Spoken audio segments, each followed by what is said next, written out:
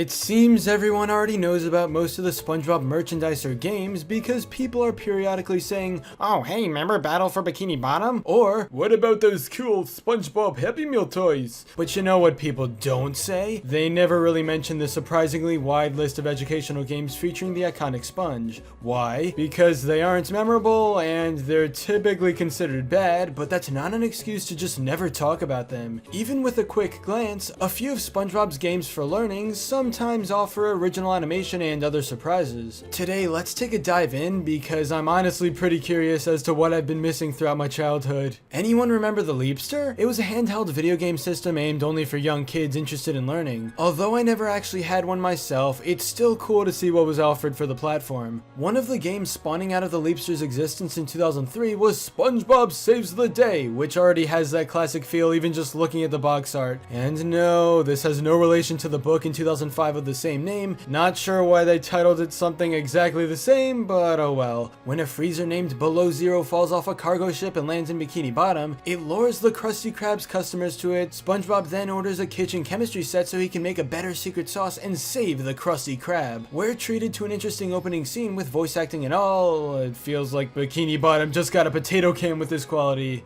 I'd like to order one kitchen chemistry set, please. Oh, it's here!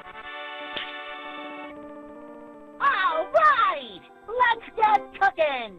Meh, whatever, it's a 2003 portable system, you can't really expect much. There are several minigames, one of them adding coins together until the amount on screen can be matched, not a whole lot to say about that one. There's also a Patrick minigame where he goes from conveyor belt to conveyor belt, collecting items and eventually doing math. Oh boy, my favorite! Wait, hold up. The quality may be absolutely awful, but are those knives you can step on? They're in groups of 4 and pass by pretty frequently, so Patrick can easily just make a wrong move and immediately die. Well, not really, but you know, stepping on knives leads to blood, which leads to this not being a kid's game. SpongeBob Saves the Day, rated T for teen. There's a neat little section all about instruments and making music, which the narrator just has to announce every single time you press on one of them. You want to play music? Cowbell. Bongos. This is my jam. This section about spelling looks okay, but there's nothing really special about it. Young kids may find some enjoyment out of SpongeBob Saves the Day, but there's not a whole lot of actual content. The animation created solely for the game is still nice to see though. Also, turns out this is actually the #1 best-selling game for the Leapster system, which probably isn't too surprising considering the amount of kids that love SpongeBob. 2004 gave us Bob Squarepants typing! You know, despite the craze of typing games a while ago with Mario and basically any popular fictional character you can think of, it's honestly surprising that I never really tried playing them as a kid. Then again, I was always on the computer, so typing was pretty easy without any dumb games to tell me how. Still, let's take a quick look at this sponge-themed one to see if it's actually cool. The main event is obviously this epic typing tournament being held at the Krusty Krab. Wait, what? You haven't heard of it? But it's the biggest typing tournament of all time! Everyone's gonna be there competing! I love tapping! No, not tapping. It's a typing tournament. Oh! Do you even know how to type, SpongeBob? No, but my friend will help me. You mean Patrick? These typing shoes really work! My typing leg! Nah, JK, it's just you typing in SpongeBob's point of view as his badly animated fingers move on screen. Like I expected, the actual learning in this game doesn't seem too interesting based on the online gameplay from it. However, the cutscenes are a fun watch, even if they're terrible when compared to the show. But if we're talking about voice acting, can we please take a second to talk about how Mr. Krabs sounds? Let's see if they've been throwing away me slightly used pickles. Hello? What's this? Come on, open up! What have you done with the real Mr. Krabs? Yeah, the team behind the game for some reason couldn't get the actual voice actor, even though every other character is the same as the show. But as a nice little bonus to this educational game, the announcer talks about the consequence of sitting in a wrong position while typing. What is this?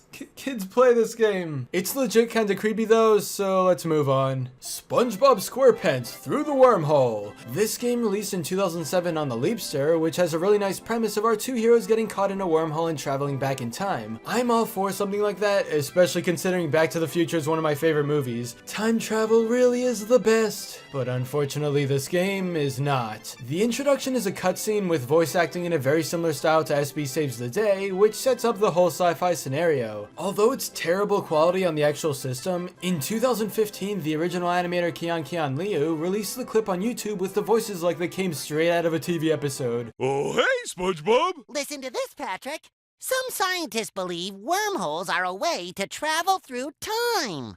So look what I got. An apple? Not just any apple, Patrick. It's got a worm in it. And where does a worm come out of? Wormholes, Patrick. Here we go!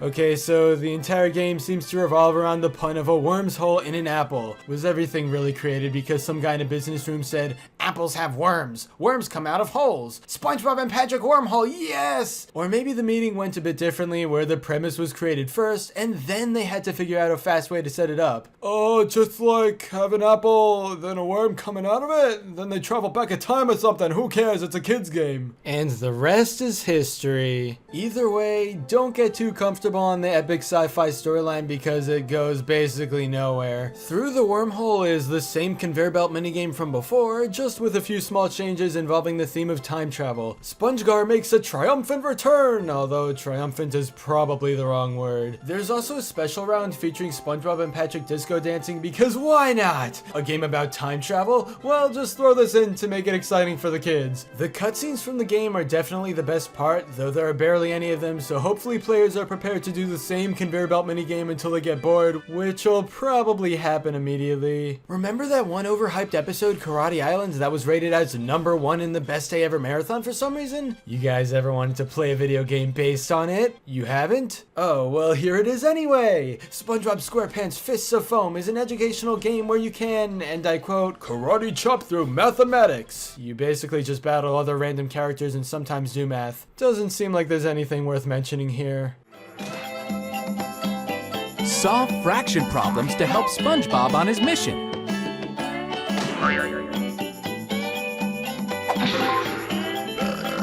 As you progress, gain power-ups to fight Master Udon and his henchmen.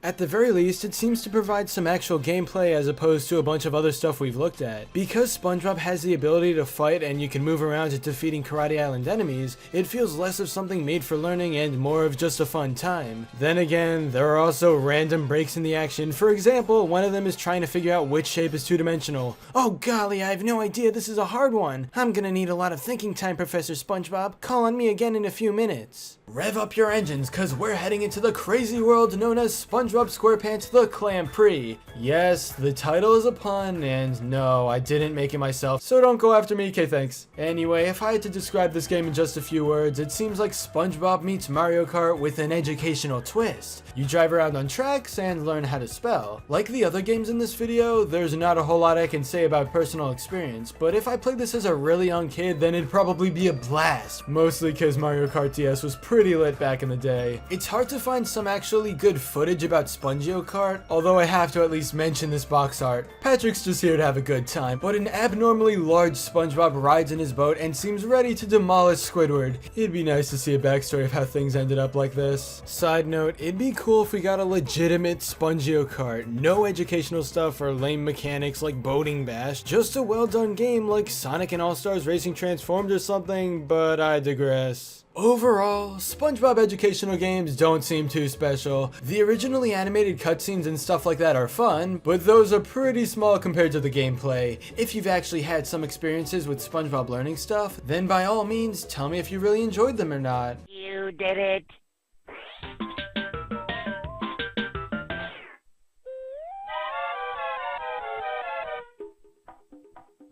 Hey, Patrick! I've got disco fever! Me too, SpongeBob! Ready? Let's dance! But anyway, that's all for this video. Subscribe for more awesome cartoon videos. Give a thumbs up and comment below, let me know what you think. Thanks for watching, and I'll see you guys next time.